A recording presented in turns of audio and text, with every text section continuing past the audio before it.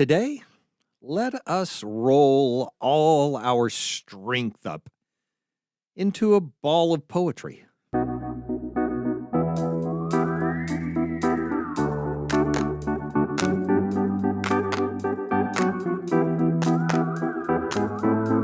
Welcome to Coffee with Creamer, where you get to sit down with our host, Dr. Barry Creamer, for a conversation about faith, life, and culture. We'll look at old ideas through a new lens, turn those culture wars on their head, and paint a picture of the way things could be. If you like your thinking deep and your coffee hot, pull up a chair. You're in the right place.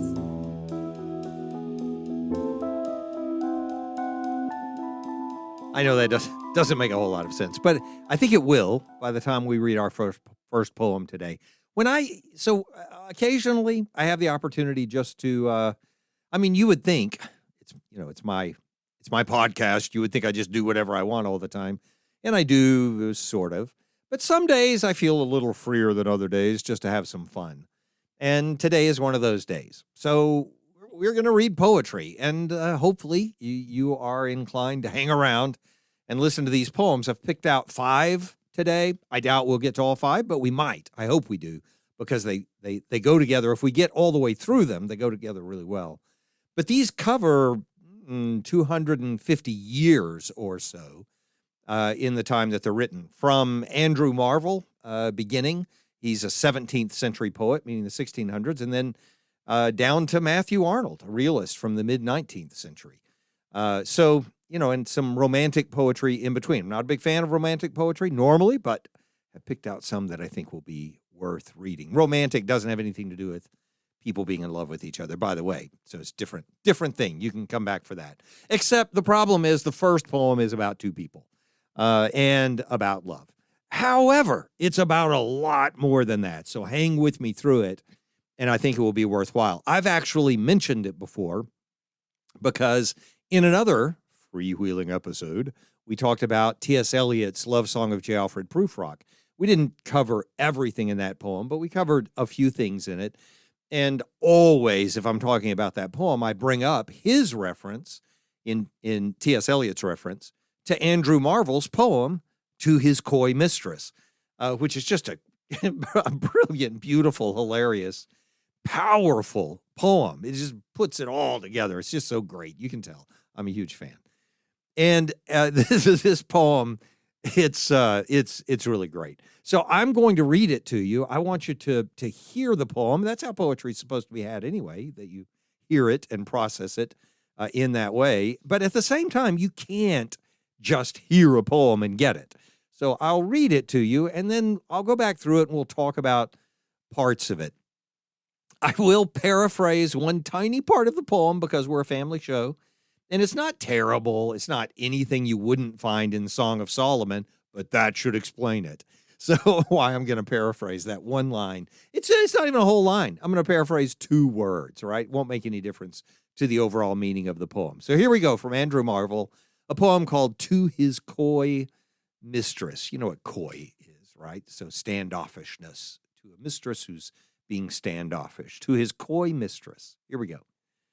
And let me tell you, this is one of the best poems in the English language. And that's not just me. This is a great poem. So here we go. Had we but world enough and time, this coyness, lady, were no crime. We would sit down and think which way to walk and pass our long love's day. Thou by the Indian Ganges side should rubies find. I by the tide of Umber would complain. I would love you 10 years before the flood. And you should, if you please, refuse till the conversion of the Jews. My vegetable love should grow vaster than empires and more slow. 100 years should go to praise thine eyes and on thy forehead gaze. 200 to adore, I now paraphrase, but 30,000 to the rest. an age at least to every part, and the last age should show your heart. For lady, you deserve this state, nor would I love at a lower rate. But at my back, I always hear time's winged chariot hurrying near, and yonder all before us lie deserts of vast eternity. Thy beauty shall no more be found, nor in thy marble vault shall sound my echoing song. Then worms shall try that long-preserved, other paraphrase, and your quaint honor turn to dust, and into ashes all my lust. The grave's a fine and private place, but none, I think, do there embrace. Now, therefore, while the youthful hue sits on thy skin like morning dew, and while thy willing soul transpires at every pore with instant fires, now let us sport us while we may, and now, like amorous birds of prey, rather at once our time devour than languish in his slow-chapped power. Let us roll all our strength and all our sweetness up into one ball and tear our pleasures with rough strife through the iron gates of life. Thus, though we cannot make our sun stand still, yet we will make him run. This poem is so funny and just so compelling. So first of all, let's just get past the love part of it is beautiful. It's fantastic. I mean, it'd be nice for a card if somebody could, produce a card that had enough of it on there that you could make sense of it. It's great as a love song. It's kind of great. Or, in the same sense as John Donne's To a Flea, when he's talking, or I think it's just called A Flea or The Flea, something like that, when he's trying to do the same thing, encourage someone not to be so coy in their relationship with him. And this is from that same era.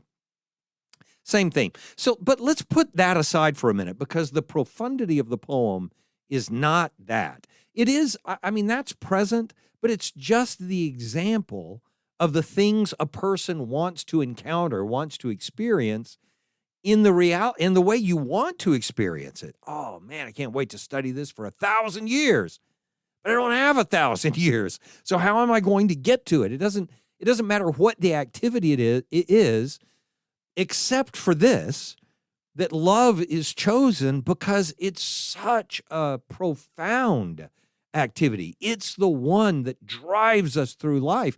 I mean, even when God is describing for us what our lives are supposed to be about, it's love.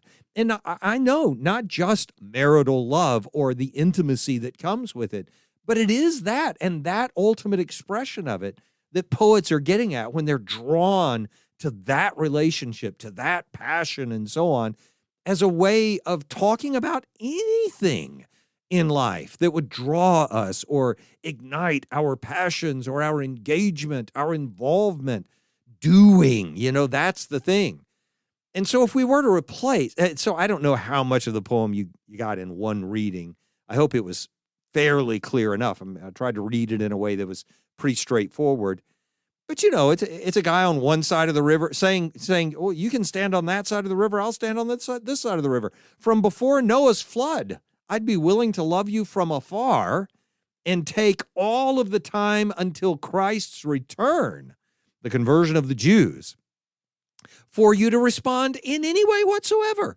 And even then, take hundreds of years just to look at your forehead and describe each little mark on it and enjoy every moment." It's that kind of poem. And as he's going through that, he ends up at this line that I want to come back to, but it's at the line about rolling our strength and sweetness up into one ball, which I'll come back to in a minute. But in the middle of it, the thing that chases us down and reminds us of time is not that we get more mature. We're fine with that. We'd love to grow more mature all the time. I say all the time about my own interests. What do you want to study? I want to study everything. I want to know everything. And the great disappointment of life is realizing that no matter how hard I study, no matter what I look up, no matter what I find out, no matter what, and whether it's research or just casual enjoyment, no matter how much I learn, I'm going to run out of time before I run out of things to learn. And I know that seems like it's just a part of human nature, but it's also a part of human nature to have that desire that our reach exceeds our grasp is part of what it means to be human. And that's part of what's going on here. If you find a thing so valuable that you wish you could give eternity to it, then realizing that thing isn't, you don't have eternity to get to it. What does that do to you? What response does that bring to you? Does it make you admire it from a distance patiently in the way the coy mistress is doing? Or does it instead make you chase it down? I'm going to find it now. I want to do something about it. And the thing that reminds us that we only have so much time is always the same thing. It motivates us all the time. Death. Even the book of Hebrews says that's the thing that through fear governs our whole lifetime, which is death itself, the grave, the thing that Jesus conquers in the resurrection. So when we're reading this poem, it doesn't have to be about the infatuation with a woman or trying to talk her into being active with him now instead of putting him off, or trying to be patient and waiting until there's some beautiful conclusion to the matter. But instead, this statement right at the end that says, instead of that, let's do something now. And so the line, let us roll all our strength and all our sweetness up into one ball. That line, that's the thing that T.S. Eliot appeals to in The Love Song of J. Alfred Prufrock, which is a poem on this same theme. I mean, that's not a surprise because he appeals to this poem. He actually refers to it. I mean, he actually quotes it.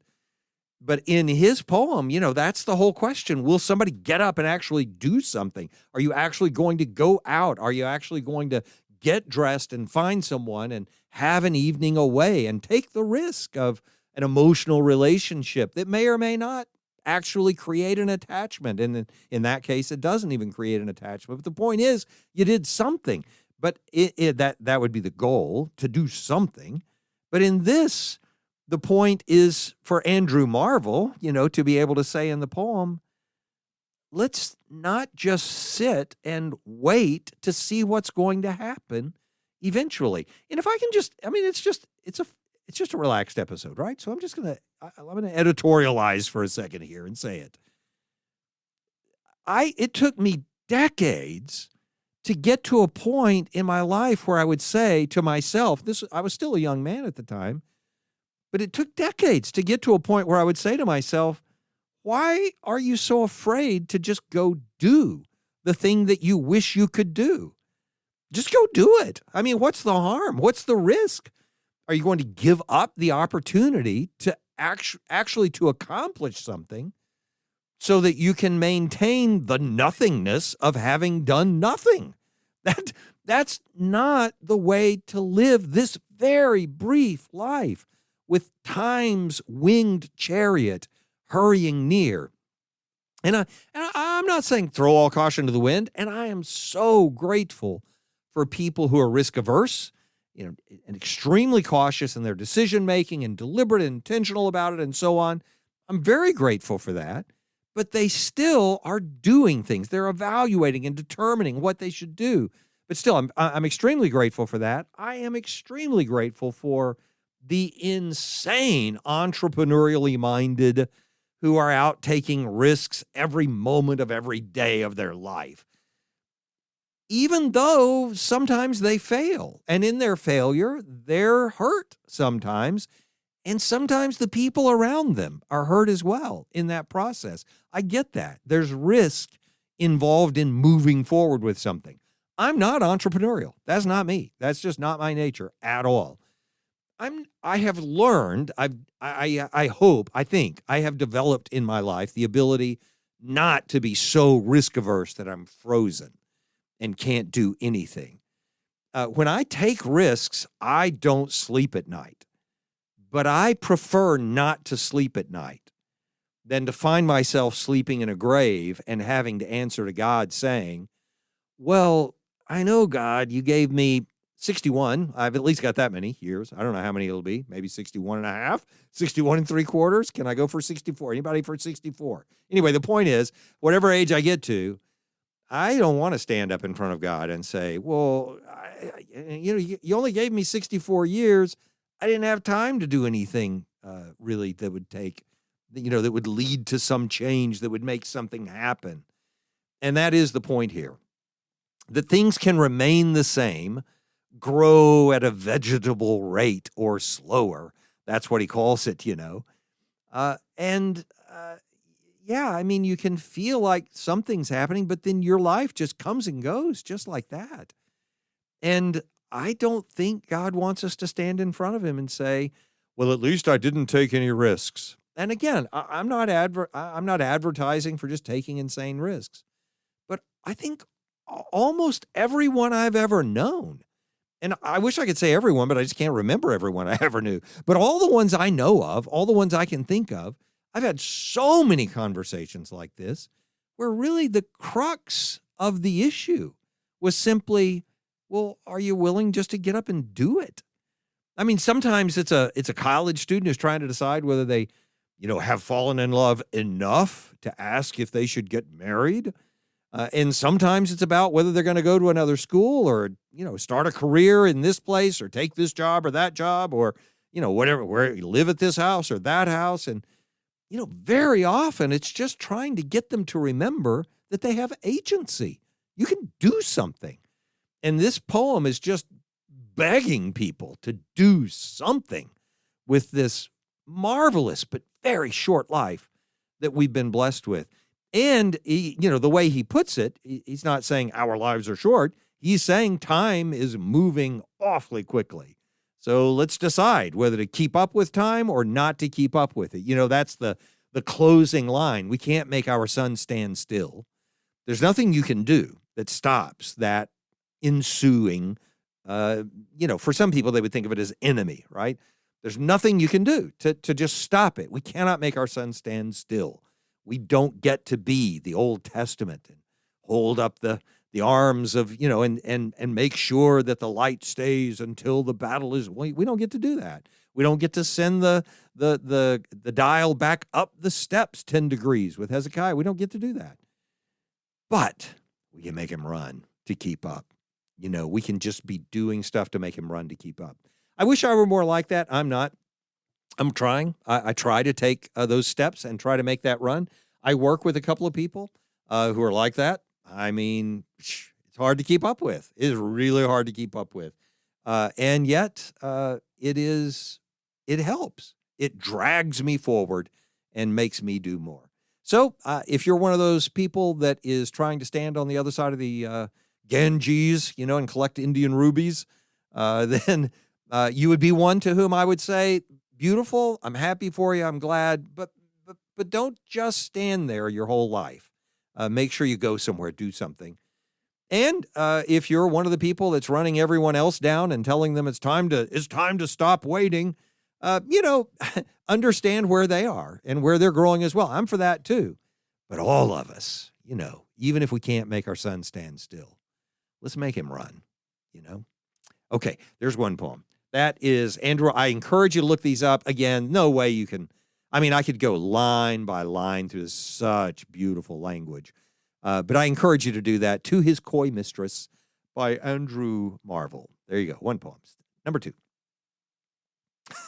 We're going to skip actually a couple of hundred years. I mean 100 years. We're going to skip forward to a legitimate the romantic poet, William Wordsworth, the guy who lays the foundation for what romanticism becomes, right?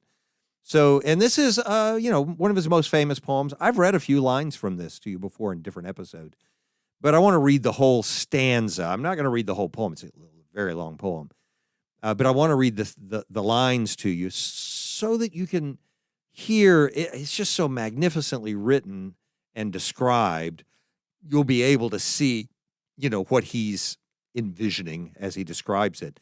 But also because I couldn't disagree more with the basic premise in the metaphysics of this part of the poem. The meaning, the act, the reality, the cosmos that it describes, I disagree with completely. I don't believe in it at all.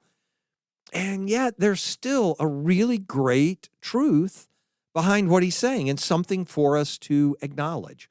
And so I want to read it to you and then we'll talk about it. This one's William Wordsworth, if I didn't say.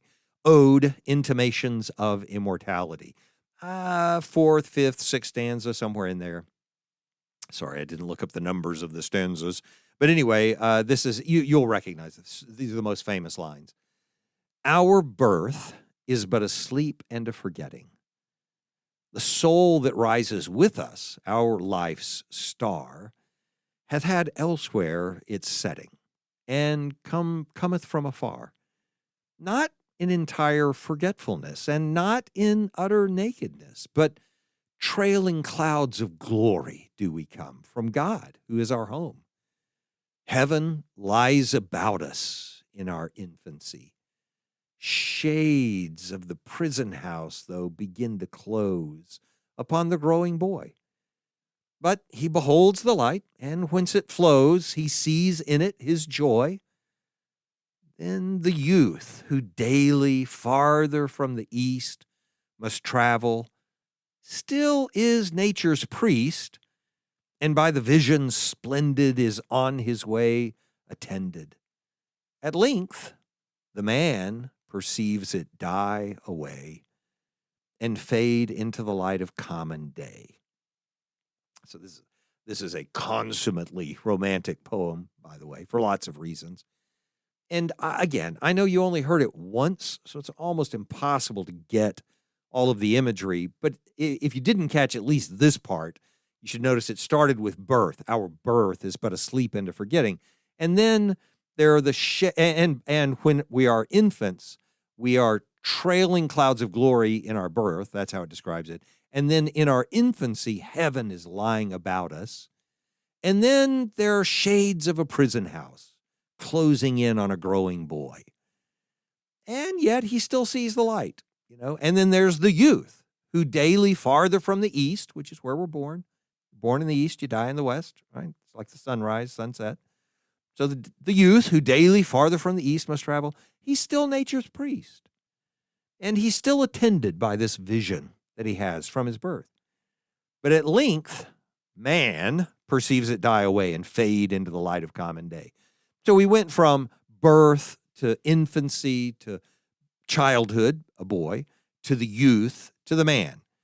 And all along the way, we're going from being literally in the presence of God in the way the poem describes it. Now, obviously, the whole poem's a metaphor, but in the poem, the language is we are at home with God. That's our, before our birth. So in our birth, heaven is still lying about us.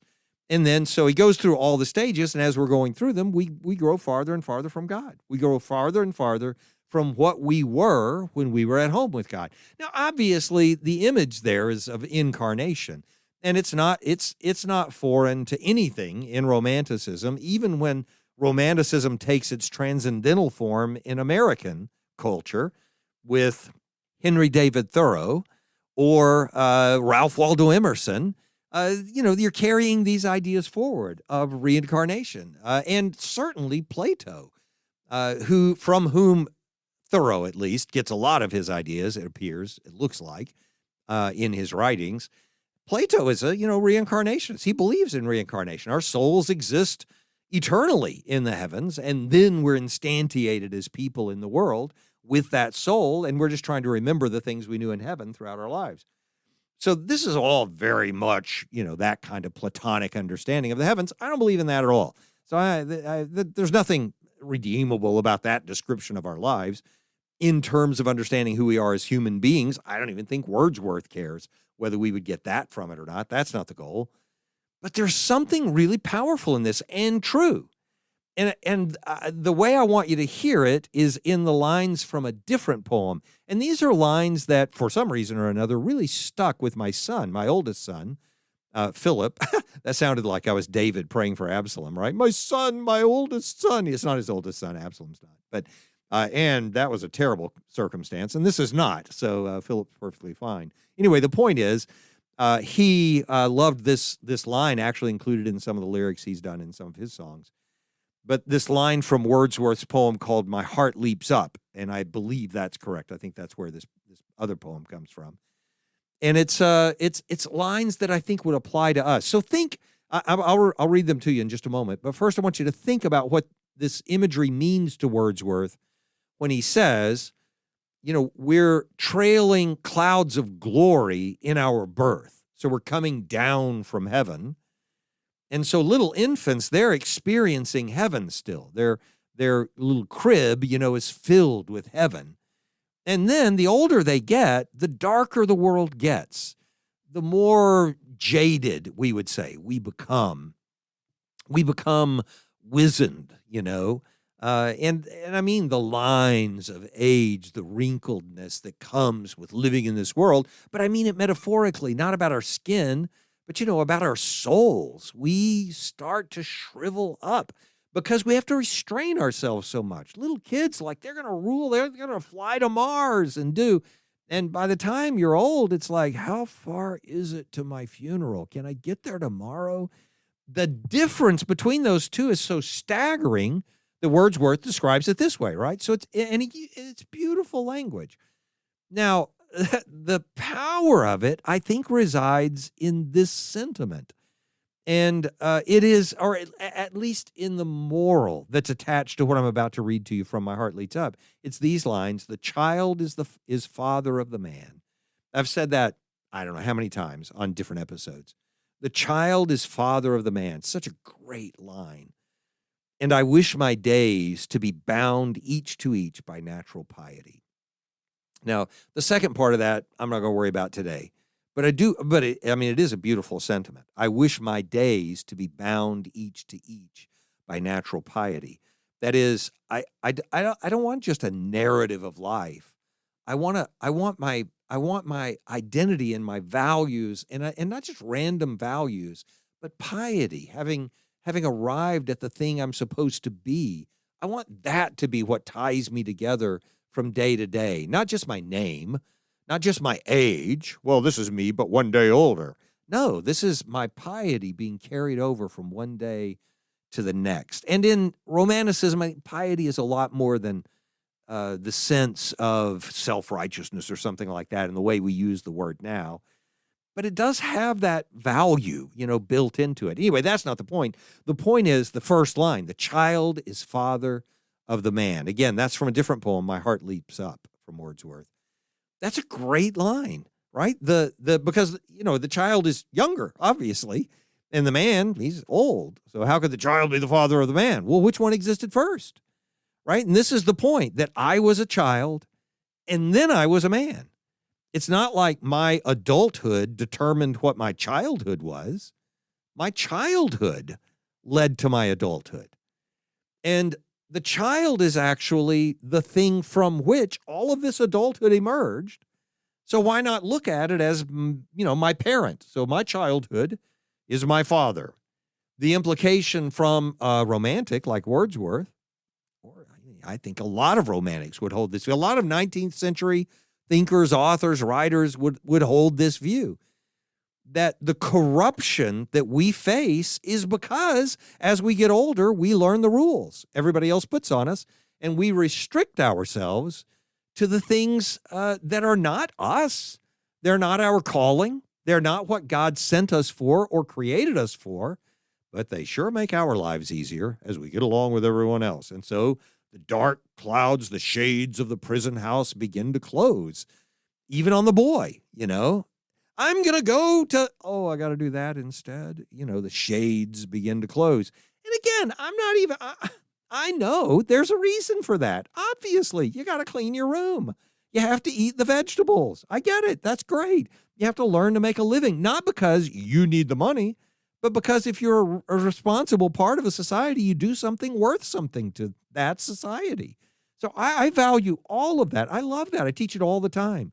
The shame is if we lose our sense of purpose and calling that comes, forget reincarnation, forget the trailing clouds of glory. I mean, when you're born, wouldn't you think it's a beautiful expression to say I'm trailing clouds of glory? Not because I came from heaven, but because God created me. And so I've got this purpose. I've got this direction that my life needs to go. And don't you think he's right about this? That, when we start out, there's that, I'm going to do everything I'm supposed to do.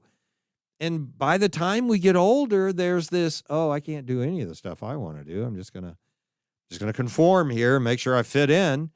And if the world were a pristine and utopian place, then what we would be conforming to is a pristine and utopian fulfillment of God's calling on our life.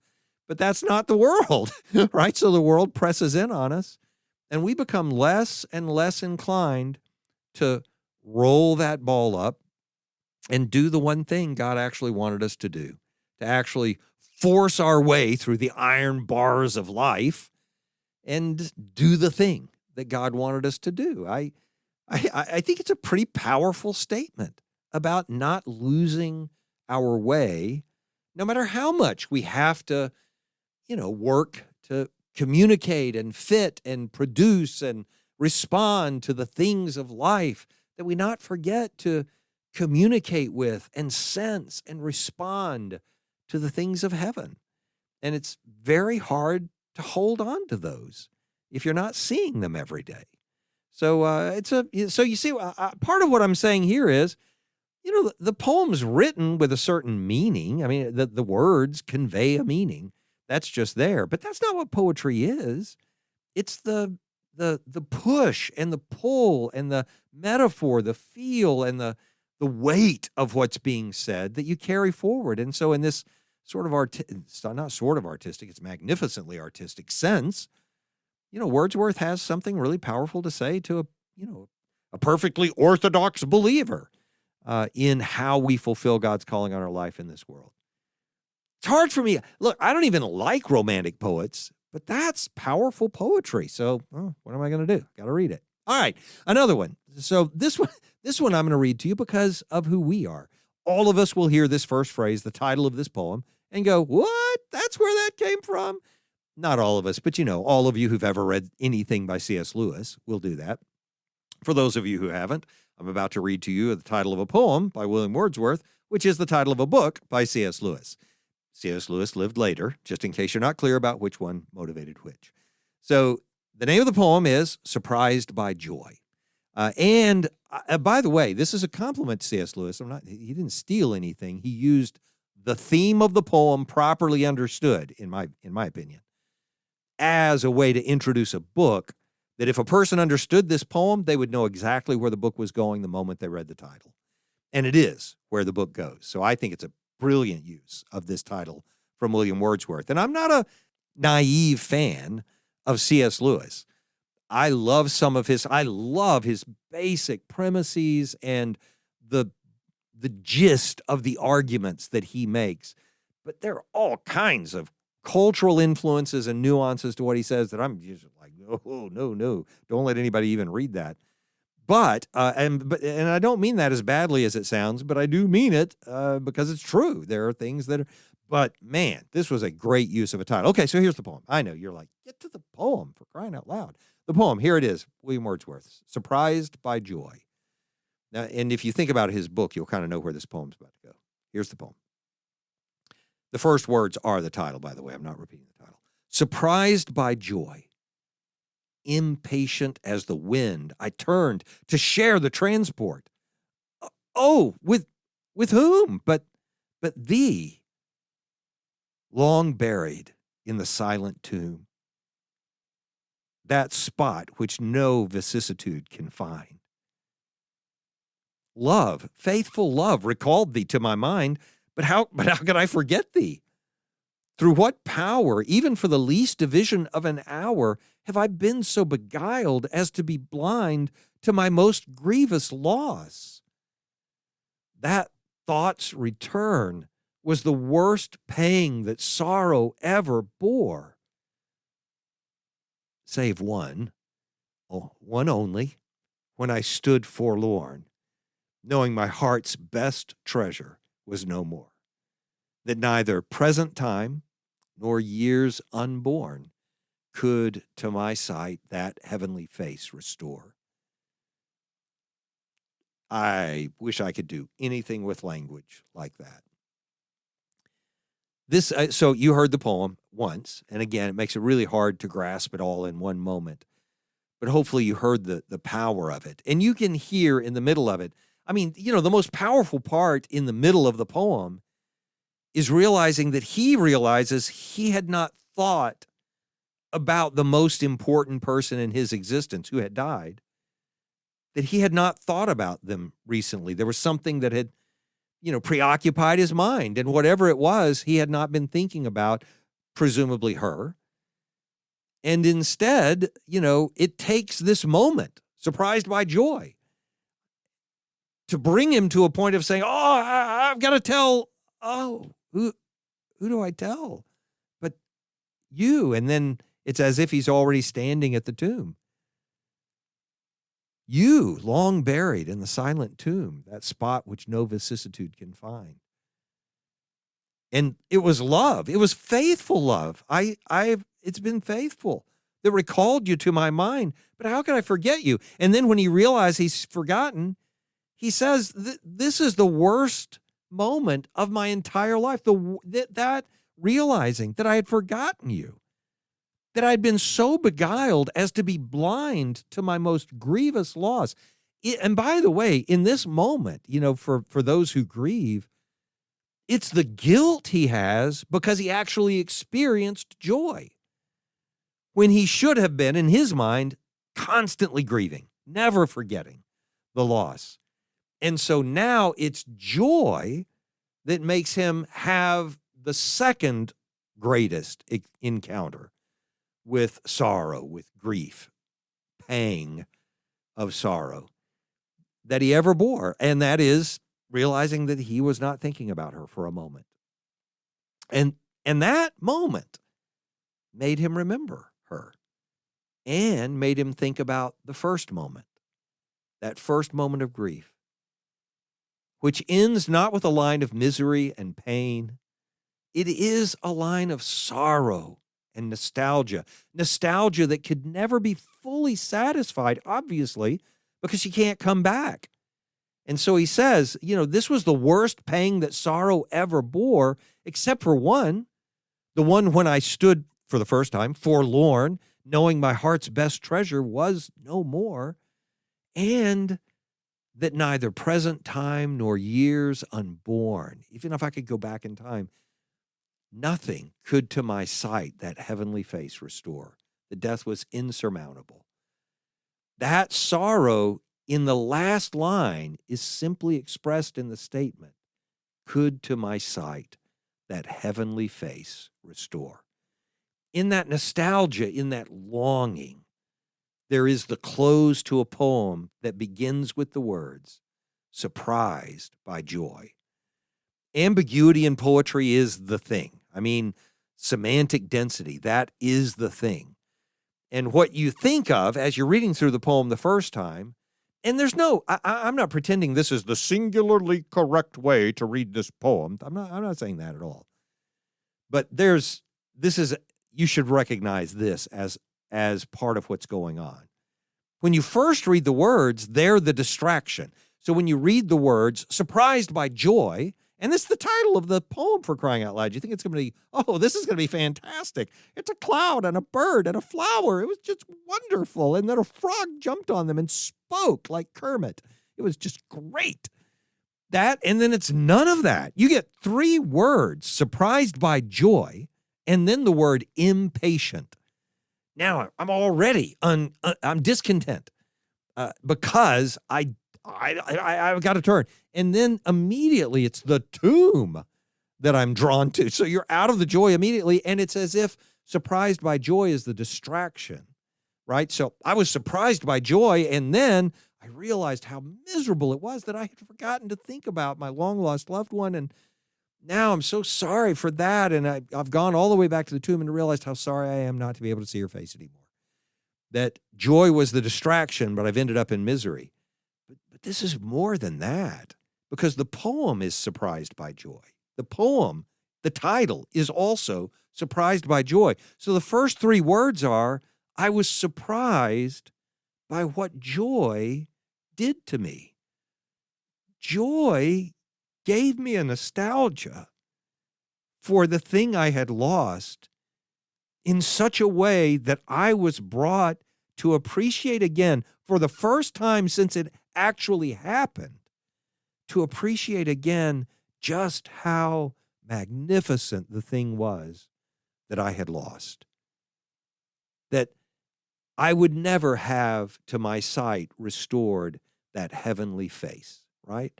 That's the point.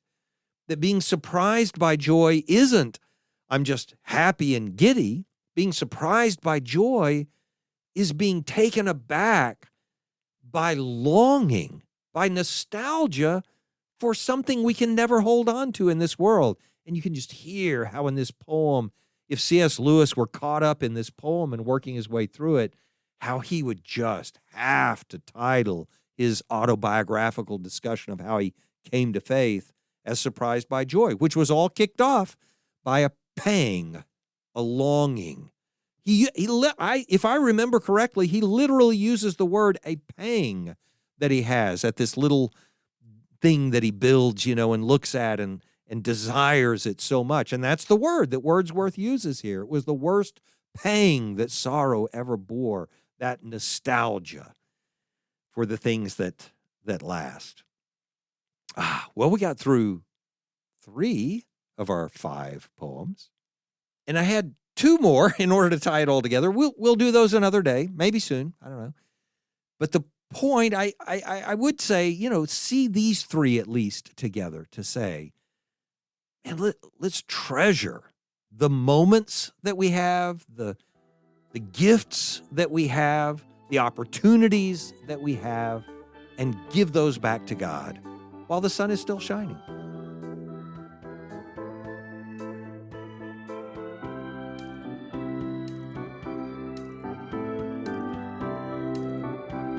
Thanks for joining us for Coffee with Creamer. Your cup of coffee may be finished, but we are not.